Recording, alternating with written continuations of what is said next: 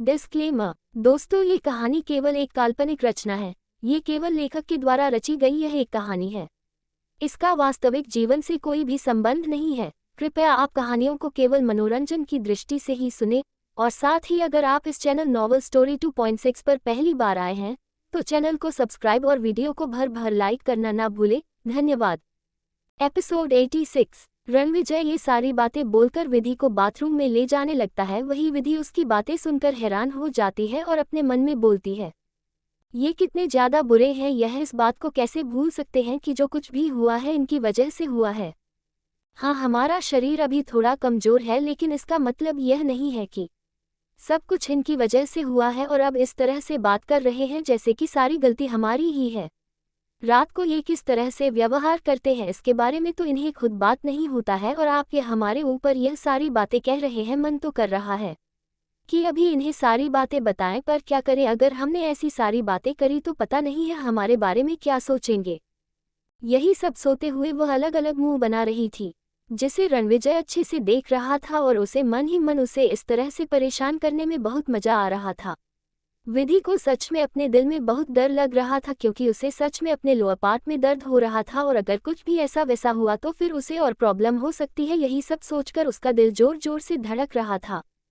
लेकिन जैसा विधि ने सोचा था वैसा कुछ भी नहीं हुआ था। रणविजय तो बस उसे अपनी बाहों में उठकर बाथरूम में लेकर जाता है और उसे अच्छे से नहलाकर एक तौलिए में लपेटकर वापस से अपनी गोद में उठता है, और बाहर आकर उसे क्लोजेट रूम की तरफ ले जाने लगता है, और थोड़ी ही देर में उसके लिए कपड़े निकाल देता है।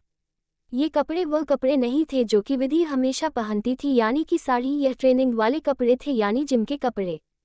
विधि जब रणविजय के हाथ में उन कपड़ों को देखते हैं तो उसे थोड़ा सा अजीब लगता है, क्योंकि उसे इस तरह के कपड़े पहनने की आदत नहीं थी। उसने हमेशा से ही साड़ी पहनी थी, और इसलिए ही जब वह विधि के कपड़े पहनती थी तो वह उसमें भी कंफर्टेबल फील नहीं करती थी। वह तुरंत ही बोलती है, आप हमें हमारे कपड़े ही दे दीजिए ना, हमें साड़ी पहनना पसंद है, हमें ये वाले कपड़े पहनना अच्छा नहीं लगता है। उद्धरण चिन्ह। उसकी बातें सुनकर रणविजय के चेहरे पर मुस्कान आ जाती है, और वह अपना हाथ आगे बढ़कर विधि के गाल पर रखता है और प्यार से अपने अंगूठे से उसके गालों को सहलाते हुए बोलता है, जानता हूँ कि तुम्हें शॉर्ट्स पहनना पसंद नहीं है, इसलिए मैं तुम्हारे लिए ट्राउज़र और टी शर्ट लेकर आया हूँ। मैं जानता हूँ कि तुम बहुत ताकतवर हो और तुम्हें बहुत सारी युद्ध कला आता है, लेकिन तुम्हारा ये शरीर उसके काबिल नहीं है। उसके लिए पहले तुम्हें व्यायाम करने होंगे। अपने शरीर को एक बार फिर से ताकतवर बनना होगा। मैं हर बार तुम्हारी मदद नहीं कर सकता हूँ। हाँ, मैं तुम्हारी रक्षा कर सकता हूँ, लेकिन अपनी रक्षा करना सबसे ज़्यादा इम्पोर्टेंट होता है। मैं तुमसे कहा था ना कि तुम्हें अब एक्सरसाइज करनी होगी, तो चलो जल्दी से तैयार हो जाओ। उद्धरण चिन्ह। उसकी बातें सुनकर दीदी के चेहरे पर मुस्कान आ जाती है, क्योंकि वह भी यह सब करना चाहती थी। वह भी अपने शरीर को सुधारना चाहती थी। लकड़ी जैसे शरीर से वह किसी से भी मुकाबला नहीं कर सकती थी, और यह बात उसे तब ज़्यादा महसूस होती थी जब वह रणविजय के साथ बिस्तर में होती थी। वह थोड़ी ही देर में थक जाती थी। वह जानती थी कि रणविजय का स्टेमिना बहुत ज़्यादा है, और फिर भी वह उसके खातिर बस अपने आप को कंट्रोल करता था। ये बात उसे बिल्कुल भी अच्छी नहीं लगती थी। थोड़ी ही देर में विधि और रणविजय दोनों ही तैयार होकर नीचे गार्डन में पहुंच जाते हैं, जहां पर पहले से ही गुर्जर एस रोहन, रिद्धि, काव्या और एक और लड़का वहां पर मौजूद था, जिसे देखकर विधि का मुंह बन जाता है। रणविजय, जो कि उसके बगल में खड़ा हुआ था, वह इस बात को देखा है तो तुरंत ही मुस्कुराते हुए उसकी तरफ देखते हुए बोलता है, विधि, चार्ल्स तुम्हारा बॉडीगार्ड है, तुम्हें इस तरह से उसे नहीं देखना चाहिए। जो हुआ था वह 100 साल पहले हुआ था। यह अभी की बात नहीं है। जो कुछ भी हुआ था वह उनके पूर्वजों ने किया था, इन्होंने नहीं किया था। अब भारत आज़ाद हो चुका है, तुम्हें भी चीज़ों को भूलकर आगे बढ़ना चाहिए। उद्धरण चिन्ह। विधि उसकी बातें सुन रही थी, लेकिन उसे कोई भी फर्क नहीं पड़ रहा था, क्योंकि यह वही लोग थे जिन्होंने उसके देश पर 70 सालों से भी ज़्यादा राज किया था, और हर एक भारतीय को कितनी प्रताड़ना देते थे यह वह बहुत अच्छे से जानती थी। हर एक लड़की पर उनकी गंदी नज़र रहती थी, और वह इस बात को बिल्कुल भी नहीं भूल सकती थी कि पिछले जन्म में उसके साथ गलत काम करने के लिए जो आया था वह भी एक गोरा ही था। अगर वह नहीं होता तो उसने कभी भी अपनी जान नहीं भी होती, वह अभी भी अपनी दुनिया में मौजूद होती। वह ये सब बातें इतनी आसानी से नहीं भूल सकती कि हालांकि उसने रणविजय को ये सारी बातें बता दी थी, लेकिन जब हम किसी को किसी बारे में बताते हैं तो वह सिर्फ शब्द होते हैं जो दूसरा इंसान सुनता है। उसे महसूस नहीं कर सकता है कि जब वह सारी चीज़ या वह सारी घटनाएं हमारे ऊपर बीती थी तो हमें कैसा महसूस हुआ था। हालांकि रणविजय भी इस बात को बहुत अच्छे से समझता था, लेकिन वह ये बात चाहता था कि विधि अपने अतीत से आगे निकल, क्योंकि यहाँ पर इस तरह से किसी के लिए दुश्मनी पालन बिल्कुल भी अच्छा नहीं है, और वह भी उसे इंसान के लिए जिसे इस बारे में कुछ पता ही नहीं है। तभी वहाँ पर चार्ल्स मुस्कुराते हुए आता है और उन दोनों को ही गुड मॉर्निंग विश करता है, जिसे देखकर विधि को समझ में नहीं आ रहा था कि आखिरकार उसे क्या करना चाहिए। एपिसोड 87। लेकिन विक्रम ने उसे समझाया था कि यहाँ पर अब चीज़ पूरी तरह से बदल चुकी थी, इसलिए वह भले ही इस वक्त उससे नफरत करती थी और उसे उसकी शक्ल देख बिल्कुल भी पसंद रहे थे, लेकिन फिर भी ना चाहते हुए भी वह अपने चेहरे पर एक छोटी सी मुस्कान लेकर आती है और बोलती है, सुप्रभात, आपका दिन अच्छा हो। उद्धरण चिन्ह। चार्ल्स को हिंदी आती थी, ऐसा नहीं था कि उसे हिंदी नहीं आती थी, लेकिन उसे शुद्ध हिंदी समझने में थोड़ी दिक्कत होती थी, जिसके बारे में सबको पता था। चार्ल्स जब विधि की मीठी सी आवाज़ सुनता है तो वह मुस्कुराते हुए वापस से बोलता है, जी मैडम, सर ने मुझे कहा था कि मैं आपकी ट्रेनिंग कर रहा हूं, तो क्या आप अपनी ट्रेनिंग करने के लिए तैयार हैं? उद्धरण चिन्ह। चार्ल्स की यह वाली बात सुनकर अब विधि को सच में गुस्सा आ जाता है और वह घूरकर अपने बगल में खड़े हुए रणविजय की तरफ देखने लगती है। रणविजय जब ये देखा है कि विध उसको किस तरह से देख रही है तो वह तुरंत ही झेप जाता है और जल्दी से बोलता है, अरे मुझे कुछ काम याद आ गया है, इस वक्त मुझे एक इम्पॉर्टेंट मीटिंग का टाइम करनी है, फॉरेन क्लाइंट के साथ में ऊपर जा रहा हूँ, ठीक है, और मुझे 2 घंटे के लिए कोई भी डिस्टर्ब मत करना। उद्धरण चिन्ह। इतना बोलकर वह तुरंत ही वहां से गायब हो जाता है, जैसे कि वह वहां पर मौजूद ही नहीं था। उसे इस तरह से जाता हुआ देखकर रोहन तो पूरी तरह से हक्का बक्का रह गया था। उसे विश्वास नहीं हो रहा था कि उसका दोस्त ऐसा कैसा बन गया है। उसे सच में अपनी वाइफ से डर लग रहा था, उसके गुस्से से डर लग रहा था। जिसके सामने अंडरवर्ल्ड माफिया कांपते हैं, वह इंसान अपनी वाइफ के सामने इस तरह से डर रहा था जैसे कि चूहे के सामने बिल्ली खड़ी हो। वह ये सब सोकर अपने आप को मुस्कुराने से रोक नहीं पाता है और तभी उसकी नज़र वहां पर खड़ी हुई रिद्धि पर जाती है। रिद्धि ने इस वक्त एक शर्ट पहना हुआ था और साथ में एक वाइट कलर की शर्ट पहनी हुई थी, जिसमें वह काफ़ी ज़्यादा खूबसूरत दिखाई दे रही थी और अपने बालों को उसने एक छोटी में बंधा हुआ था। थोड़ी देर पहले जहां उसे रणविजय की हालत देखकर अजीब लग रहा था, अब जाकर उसे समझ में आ रहा था कि ऐसा क्यों था। प्यार इंसान से कुछ भी करवा सकता है। उद्धरण चिन्ह। ओजस, जो कि रोहन के बगल में ही खड़ा हुआ था, वह जब रोहन की बात सुनता है तो उसे आधी बातें समझ में नहीं आती है और वह तुरंत ही बोलता है, रोहन चाचू, आप क्या कह रहे हैं? मुझे कुछ भी समझ में नहीं आया है। प्यार क्या करवा सकता है? मैं भी अपनी मम्मी से बहुत ज़्यादा प्यार करता हूँ और अपने पापा से भी बहुत ज़्यादा प्यार करता हूँ, तो मैं भी कुछ भी कर सकता हूँ, है ना? उद्धरण चिन्ह। ओजस का सवाल सुनकर रोहन पूरी तरह से हैरान हो जाता है और उसे समझ में आता है कि बच्चों के सामने इस तरह की बातें नहीं करनी चाहिए। वह तुरंत ही ओजस को अपनी गोद में उठता है और बोलता है, हाँ, ये बात बिल्कुल सही है, हम जिससे प्यार करते हैं उसके लिए हम कुछ भी करने के लिए तैयार हो जाते हैं। जैसे कि तुम्हें हरी सब्जियां खाना पसंद नहीं है, लेकिन जब विधि भाभी तुम्हें खाने के लिए देती है तो तुम कितने अच्छे से उन्हें खा लेते हो। इसलिए ही करते हो ना, क्योंकि तुम्हारी मम्मी को हट ना हो।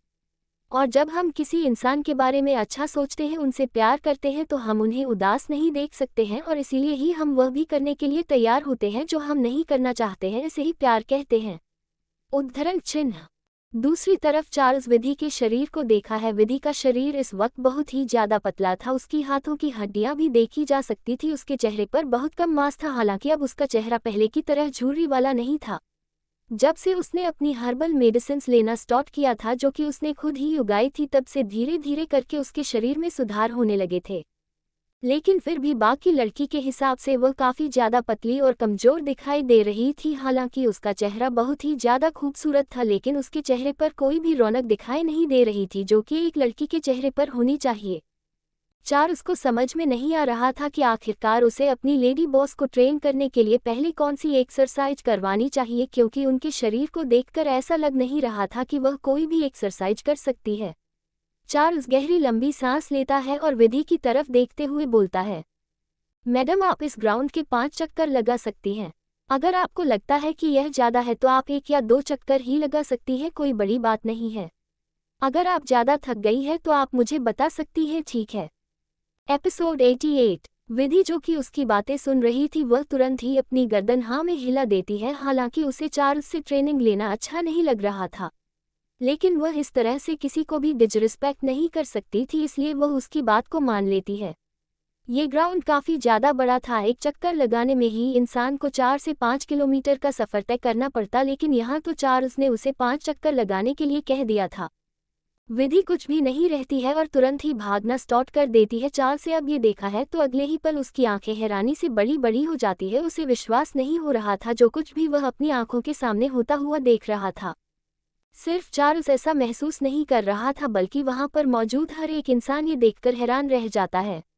रिद्धि, रोहन, ओजस सब अपने सामने होते हुए नज़ारे को देख रहे थे और किसी के पास भी कहने के लिए कोई शब्द नहीं बचा था। क्योंकि ऐसा इसलिए था, विधि ने जब भागना स्टार्ट किया था तो उसकी स्पीड धीरे धीरे करके बहुत ज़्यादा बढ़ गई थी। इतनी का कोई एथलीट भी इसकी जितनी स्पीड कवर अप नहीं कर सकता था जी आपसे वह भाग रही थी। लगभग 10 मिनट के अंदर अंदर विधि अपनी दौड़ को खत्म करने के बाद एक बार फिर से चार्ल्स के सामने खड़ी हो जाती है और उसे देखते हुए बोलती है, गुरुजी, आपने कहा था कि इस ग्राउंड के 5 चक्कर लगाने हैं, मैं लगा दी है, क्या और कुछ करना है? उद्धरण चिन्ह।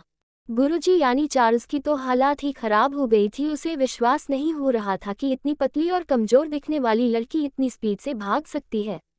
वह अपने होश में तब वापस आता है जब उसे विधि की आवाज़ सुनाई देती है और विधि की आवाज़ सुनकर वह अपने होश में आते हुए बोलता है, मैडम, क्या मैं आपसे एक बात पूछ सकता हूँ? क्या बचपन में किसी दौड़ में भाग लेती थी? आपकी भागने की क्षमता बहुत ज़्यादा अच्छी है। मुझे लगता है कि आप एक एथलीट को भी हरा सकती हैं। विधि को चार्ल्स की बातें समझ में नहीं आ रही थी और खास करके तो एथलीट वाली बात। वह अजीब नज़रों से चार्ल्स की तरफ देखते हुए बोलती है, गुरुजी, आपने क्या कहा? मुझे समझ में नहीं आया है। आपने कहा था कि मुझे ग्राउंड के 5 चक्कर लगाने और मैंने वह लगा दिए हैं। हाँ, बचपन में मैं थोड़ा बहुत भागती थी। क्यों? उद्धरण चिन्ह। काव्य ज्योति चार्ल्स के ऐसे एक्सप्रेशंस को देखकर अपने आप को और रोक नहीं पाती है। वह मुस्कुराते हुए आगे आता है और विधि की तरफ देखते हुए बोलती है, अरे मैडम, ऐसा कुछ नहीं है। चार्ल्स के कहने का मतलब वह नहीं था। आप उसे गलत समझ रही हैं। एक्चुअली वह ये कहना चाह रहा है कि आप दौड़ में सच में बहुत ज़्यादा अच्छी हैं। आपको देखकर कोई भी यह नहीं बता सकता है कि आप इतना अच्छी तरीके से भाग सकती है। उद्धरण चिन्ह।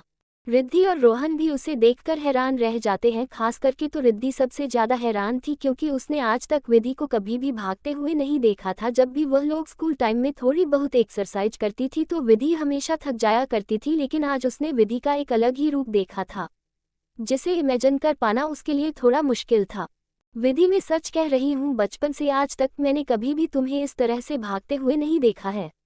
इनफैक्ट जब भी मैं तुम्हें एक्सरसाइज करने के लिए कहती थी तुम हमेशा मना कर दिया करती थी, क्योंकि तुम्हें हमेशा थकावट फील होती थी। उद्धरण चिन्ह। विधि को वहां पर मौजूद हर एक इंसान को देखकर अजीब लग रहा था। उसे समझ में नहीं आ रहा था कि आखिरकार वह लोग उसके बारे में इस तरह से बात क्यों कर रहे हैं। भागना कोई इतनी बड़ी बात तो है नहीं, लेकिन विधि को यह नहीं पता था कि उसकी स्पीड सच में बहुत ज़्यादा थी। यह शायद उसके पुनर्जन्म की वजह से थी, जिसकी वजह से उसे शायद कुछ शक्तियाँ मिल गई थी जिसके बारे में उसे भी पता नहीं था, और उसे समझ में नहीं आ रहा था कि इस वक्त उसे अपने सामने मौजूद इंसानों को क्या जवाब देना चाहिए। वह कुछ कहती है या करती उससे पहले ही वहां पर रणविजय आ जाता है। उसने भी विधि को भागते हुए देख लिया था और वह भी यह सब देखकर पूरी तरह से हैरान हो चुका था, लेकिन कहीं ना कहीं उसे थोड़ा बहुत आइडिया लग गया था कि आखिरकार यहाँ पर चल क्या रहा है। इसलिए वह तुरंत ही विधि के बचाव में वहां पर आ गया था। अपने बॉस को वहां पर देखकर काव्या और चार्ल्स एकदम से सतर्क हो जाते हैं और वह अपने स्टैंडिंग मोड में आकर साइड में खड़े हो जाते हैं। वहीं ओजस जब अपने पापा को वहां पर आते हुए देखा है तो वह तुरंत ही भागते हुए उनके पास जाता है और उनके पैर को गले लगाते हुए बोलता है, पापा, आपको देखना चाहिए था, मम्मी क्या सुपर हीरो की तरह स्पीड में भाग रही थी। ऐसा लग रहा था जैसे कि हमारे सामने कोई सुपर वुमन मौजूद हो। उद्धरण चिन्ह। अपने बेटे की बात सुनकर रणविजय के चेहरे पर मुस्कान आ जाती है और वह नीचे झुककर अपने बेटे को अपने गोद में लेता है और बोलता है, बेटा, क्या आपको नहीं लगता है कि आपकी मम्मी सच में सुपर वुमन है?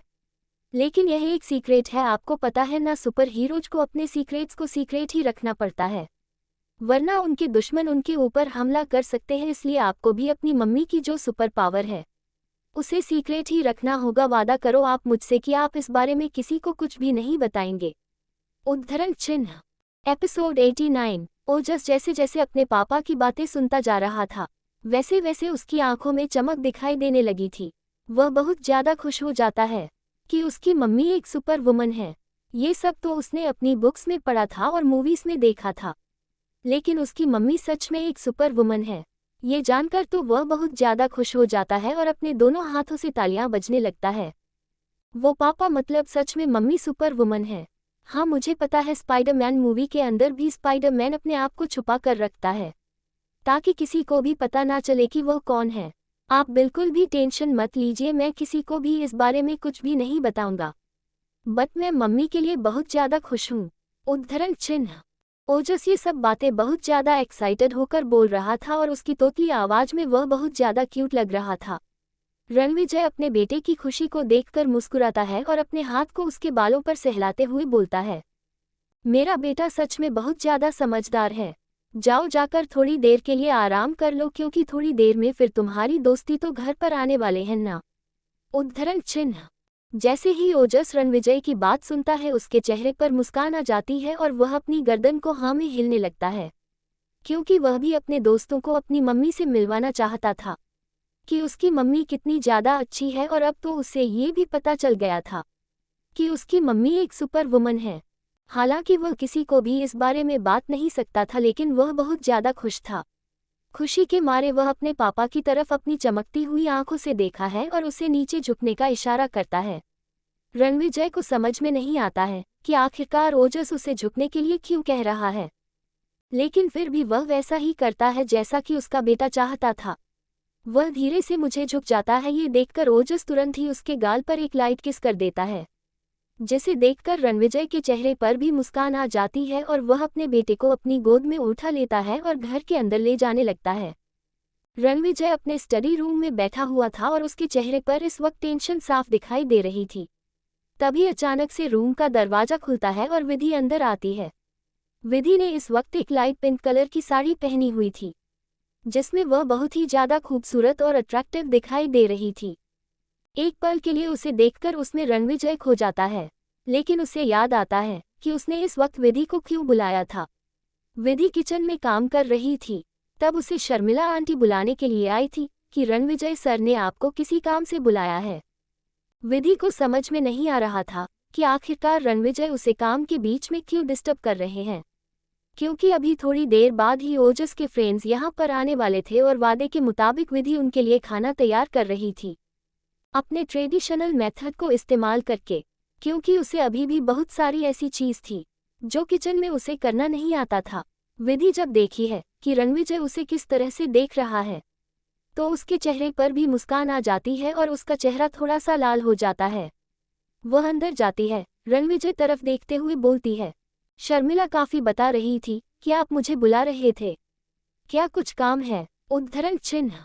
रणविजय जो कि उसकी खूबसूरती में खोया हुआ था, वह अचानक से विधि की बात सुनकर अपने होश में वापस आ जाता है और वह तुरंत ही उसके हाथ को पकड़ के अपनी तरफ खींच लेता है। विधि अपने आप को संभाल नहीं पाती है और वह सीधा रणविजय की गोद में जाकर गिर जाती है। उसे अच्छे से अपने गोद में बैठता है और उसकी तरफ देखते हुए बोलता है, क्या तुम्हें याद है कि आज क्या हुआ था? उद्धरण चिन्ह। उसका सवाल सुनकर विधि को समझ में नहीं आता है कि आखिरकार रणविजय किस बारे में बात कर रहे हैं, इसलिए वह कंफ्यूज दिखाई देने लगती है और उसके चेहरे पर वह साफ दिखाई दे रहा था, जिसे देखकर रणविजय को समझ में आ जाता है कि उसे कुछ भी पता नहीं चला है कि आज क्या हुआ था। इसलिए वह एक गहरी लंबी सांस लेता है और विधि की तरफ देखते हुए बोलता है, मुझे लगता है कि तुम्हारे पुनर्जन्म के साथ साथ तुम्हें कुछ ताकतें और शक्तियां भी मिली है, जिसके बारे में शायद तुम्हें पता नहीं है। तुम्हें शायद अभी यह नहीं पता है कि तुम्हारे पास कितनी शक्तियां मौजूद है। उद्धरण चिन्ह। रणविजय की बात सुनकर विधि पूरी तरह से हैरान हो जाती है। उसे कुछ भी समझ में नहीं आ रहा था कि आखिरकार किस बारे में बात कर रहे हैं। शक्तियाँ, किस तरह की शक्तियाँ? और अगर उसके अंदर कोई शक्ति मौजूद है तो फिर उसे यह बात कैसे नहीं पता? आखिर वह उसका शरीर है। हालांकि वह उसका शरीर नहीं था, लेकिन फिर भी अब वह उस शरीर की मालकिन थी और उसके अंदर जो कुछ भी होता उसके बारे में उसे कैसे पता नहीं चलता। विधि सच में ये सब जानने के लिए काफ़ी ज़्यादा परेशान थी कि आखिरकार रणविजय किस बारे में बात कर रहे हैं। एपिसोड 90। रणविजय बहुत ध्यान से विधि के चेहरे को देख रहा था और उसे विधि के चेहरे पर कोई भी एक्सप्रेशंस दिखाई नहीं दे रहा था और जिसे देखकर वह साफ बता सकता था कि इस वक्त विधि को इस बारे में कुछ भी नहीं पता है। ये देखकर वह एक गहरी सांस लेता है और फिर विधि को अपने गोद में उठाए हुए है उसकी तरफ देखते हुए बोलता है, जब चार्ल्स में तुम्हें दौड़ लगाने के लिए कहा था तब तुम्हारी स्पीड बहुत ही ज़्यादा थी। इतनी ज़्यादा स्पीड से तो कोई एथलीट भी नहीं भाग सकता है जितनी स्पीड से तुम भाग रही थी। ये देखकर वहाँ पर सब लोग हैरान हो गए थे। शायद तुम्हें इस बात का एहसास नहीं है। शायद ये सब इसलिए हुआ है क्योंकि तुम्हारा रिबर्थ हुआ है और उसी के साथ ही तुम्हें कई शक्तियाँ भी मिली है। रणविजय की बातें सुनकर विधि की आंखें हैरानी से बड़ी बड़ी हो जाती है। उसे विश्वास नहीं हो रहा था जो कुछ भी रणविजय ने अभी कहा था। वह तुरंत ही रणविजय की गोद से उठ जाती है और उसकी तरफ देखते हुए बोलती है, ये कैसे हो सकता है? ऐसा थोड़ी होता है। क्या आप सच कह रहे हैं? क्या सच में मेरे पास कोई शक्तियाँ मौजूद है? उद्धरण चिन्ह। रणविजय भी उसकी मानसिक स्थिति को समझ सकता था, इसलिए वह अपनी जगह से खड़ा होता है और विधि के चेहरे को अपने हाथों में भरकर प्यार से उसकी तरफ देखते हुए बोलता है, हाँ, शायद ऐसा हो सकता है। जब तुम्हारा जन्म दोबारा हो सकता है तो फिर ये तो एक मामूली सी चीज़ है, ये क्यों नहीं हो सकता? बस हमें इस बात का ध्यान रखने की ज़रूरत है कि किसी को भी इस बारे में पता ना चले क्योंकि यह नॉर्मल नहीं है। उद्धरण चिन्ह। विधि को अब भी विश्वास नहीं हो रहा था, लेकिन तभी कोई उनके रूम का दरवाज़ा खटखटाता है। विधि दरवाज़ा खुलता है तो सामने उसे शर्मिला काकी दिखाई देती है। उन्हें देखकर वह अपने चेहरे पर आए हुए हैरानगी के एक्सेशन को ठीक करती है। शर्मिला काकी भी उनकी तरफ देखते हुए बोलती है, विधि बेटा, वह ओजस के फ्रेंड्स नीचे आ गए हैं और वह आपसे मिलना चाहते हैं। उद्धरण चिन्ह। विधि शर्मिला काकी को वहां से जाने के लिए कह देती है और उसके बाद वह रणविजय की तरफ देखती है। रणविजय अभी भी वहां पर खड़ा हुआ था और उसके चेहरे पर परेशानी साफ झलक रही थी। विधि यह गहरी लंबी सांस लेती है और रणविजय के पास जाकर उसे गले लगा लेती है क्योंकि उसे अब डर लग रहा था कि कहीं किसी को भी इस बारे में पता चल गया तो उसकी विधि उससे दूर ना हो जाए। वही विधि को भी इस बात का डर था। आप बिल्कुल भी चिंता मत कीजिए, मैं इस बात का बहुत अच्छे से ध्यान रखूंगी कि कभी भी किसी को भी इस बारे में पता ना चले। उद्धरण चिन्ह। इतना बोलकर वह रणविजय के चेहरे की तरफ देखने लगती है। वहीं रणविजय मुस्कुराते हुए उसके साथ देखा है और फिर वह उसके माथे पर एक लाइट किस करता है और फिर उसके होठों पर अपनी होठ रख देता है, जिसे महसूस करके विधि की आंखें अपने आप ही बंद हो जाती है और उसके चेहरे पर एक मुस्कान आ जाती है।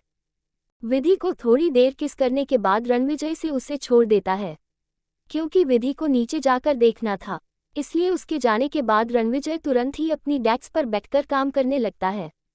विधि जब नीचे पहुंचती है तो वहां पर उसे दो प्यारी प्यारी बच्चे दिखाई देते हैं और साथ में ओजस भी उनके पास खड़ा हुआ था। ओजस जैसे ही अपनी मां को देखता है उसे सुबह की बातें याद आ जाती है और उसकी आंखों में चमक दिखाई देने लगती है। और ऐसा होता भी क्यों नहीं? अगर किसी भी बच्चे को ये बात पता चल जाए कि उसकी मॉम कोई नॉर्मल इंसान नहीं है बल्कि एक सुपर वुमन है तो उसकी एक्साइटमेंट लेवल का तो कोई अंदाजा लगा ही नहीं सकता है।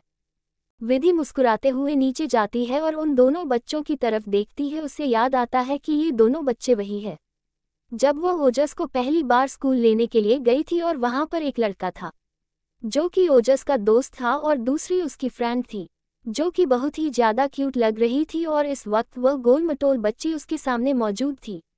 विधि अपने आप को रोक नहीं पाती है और नीचे बैठकर उसके दोनों गालों को पकड़ लेती है, लेकिन तभी उसे किसी की आवाज़ सुनाई देती है। तो दोस्तों, आखिर कहानी में आगे क्या होगा यह जानने के लिए इस स्टोरी को सुनते रहिए सिर्फ और सिर्फ novel_story_2.6 चैनल पर।